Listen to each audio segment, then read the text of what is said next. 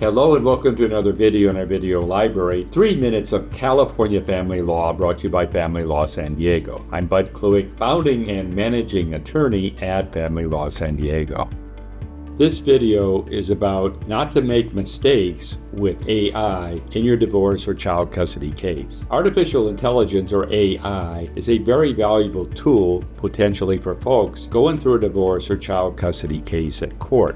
But it's important to realize what AI can and cannot do, where it can be helpful and where it might even be harmful. Now, the basic disconnect over the use of AI in divorce process is basically that in the divorce process, you're dealing with human beings. The judge is a human. Opposing counsel is a human. Your soon-to-be ex is a human. You may not think so at this moment, but trust me, they are. And you need to navigate this very human process to get what you want in the divorce case or child custody case. Only humans have those ability to extensively be with other humans, know their activities, and can do this. And if you have an experienced attorney, that attorney can be at your side throughout the whole process, including when you're in court at trials or hearings. Now, AI is undoubtedly very helpful to do several things. It can give you an outline of how the divorce process goes forward in terms of the timing or chronology of it. It can tell you basically what to expect. AI can help form questions of what to ask your attorney or what to ask other professionals like accountants or realtors. It can give you a general overview of cases. It can do many things, but because the process is essentially populated by other human beings, it is very important that you get human beings who know what they're doing, experienced family law professionals to assist you with this process so you can achieve your goals.